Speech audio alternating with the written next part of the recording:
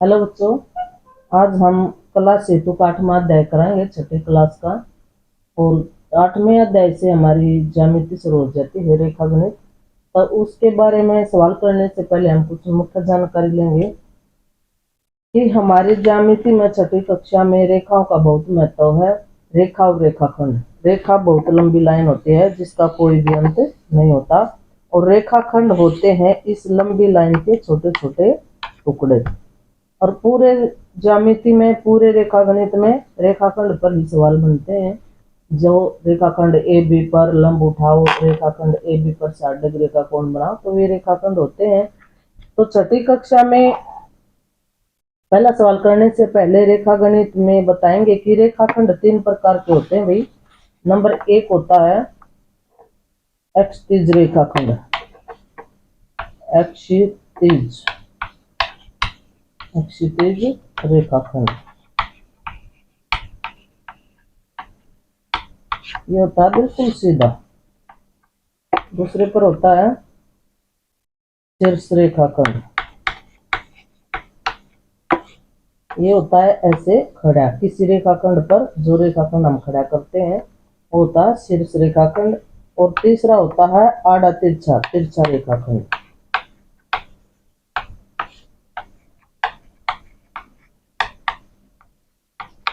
जैसे हम इस रेखाखंड पर ये तिरछा रेखाखंड हो गया जो कोण बनाती है, तो आड़े तिरछे रेखाखंड ये ऐसे, ये सब क्या है? आड़े तिरछे रेखाखंड। इन्हीं के आधार पर हम ज्यामिति के पूरे सवाल करेंगे। तो पहला सवाल हमारा, रेखाखंड ए बी पर प्रकार की सहायता से लंब अर्धक खींचो।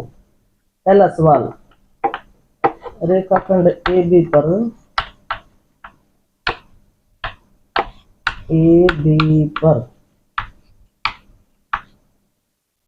प्रकार की सहायता से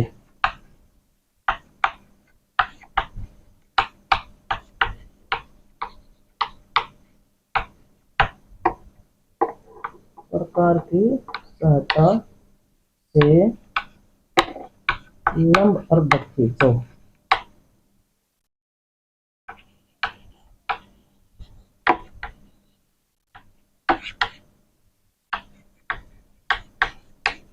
किताब से प्रश्न लिखा करो और फिर सवाल करा करो।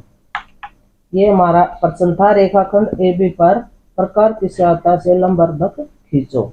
अब करेंगे सवाल।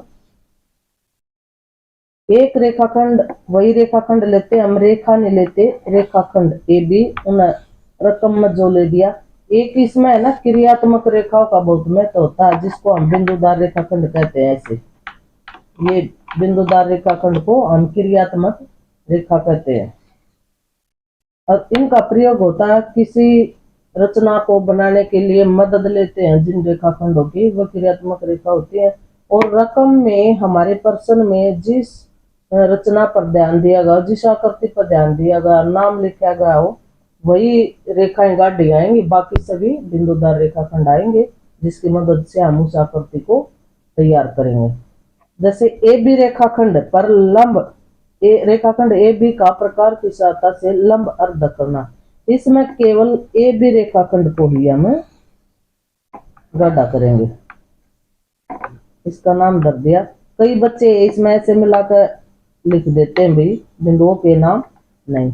इनको थोड़ा दूर रखो, ब्लॉक कर दो रेखाखंड को, ऐसे लिखो इनको। बिंदु ये होते हैं, इनके ये सिर्फ नाम होते हैं। जैसे ए बिंदु ये है, इसका नाम हमने यहाँ रख दिया। बिंदु बी ये है, इसका नाम हमने यहाँ रख दिया। अब प्रकार की सहायता से बोला था भाई उन्होंने, तो हम किसी भी कोण का, रेखाखंड का, किसी वस्तु का समद्विभाजन करते हैं, लंब अर्धक करते हैं। लंब अर्धक का मतलब होता है लंब के आकार में आधा। जैसे खड़ा रेखाखंड का जिक्र आया था ना, रेखाखंडों में लंब का, ए बी रेखाखंड पर लंब उठाना, ये शीर्ष रेखाखंड जिसको बोला गया था। ए बिंदु पर प्रकार रखो, आधे से ज्यादा खोलो। ये हम समझ लेते हैं भी, हमारी रेखा यहाँ से आधी होती है, लेकिन इससे इतना आधा, इस आधे से इतना ज्यादा लो, प्रकार को यहाँ लो, आधे से ज्यादा प्रकार को लो। ये मेरा प्रकार है, ये मेरी पेंसिल है। यहाँ मैंने इसके प्रकार की सुई को रखा और आधे से ज्यादा प्रकार खोलकर ये ऊपर से चाप लगाती है। ये तो चाप आएंगी बिंदुदार, नीचे तक बढ़ा दो उसको। प्रकार हिलना नहीं चाहिए, बीड़ा चौड़ा नहीं होना चाहिए। यहाँ से उठाओ और बी बिंदु पर, बी बिंदु यहाँ था, नू का नू जितना खुल रहा है उतना लेकर बी बिंदु पर लेकर इस चाप को काट लाओ बिंदुदार रेखाखंड से। जहां ये चाप एक दूसरे को क्रॉस कर दी, काट दी, ये उस बिंदु को थोड़ा है ना निशान दे दिया और बिल्कुल मध्य में ये ऐसे पेंसिल से, पेंसिल चिली हुई होनी चाहिए। हर सवाल पर पेंसिल को चिलो, एक सवाल बनाने के बाद फिर पेंसिल को चिलो दूसरे सवाल के लिए।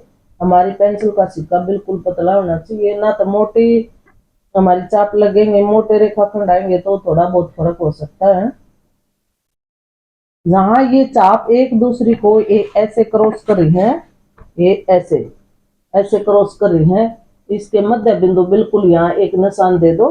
जहां दोनों काट रही हैं फुटा लो, फुटे से बिल्कुल मध्य से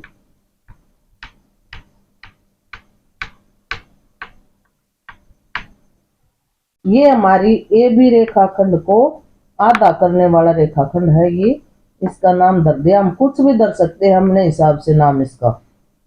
ओ बिंदु, ए ओ बिंदु का नाम यहाँ धर दिया मैंने और ओ बिंदु है ये बिल्कुल इस रेखा के बीच में। ये ओ बिंदु है, ये ए बिंदु है, ये बी बिंदु है। इनके नाम ऊपर नीचे धर दिए, पहचान के लिए हम इन बिंदुओं के नाम रखते हैं। तो ये था हमारा छठी कक्षा के रेखागणित का पहला सवाल। अब करेंगे दूसरा सवाल।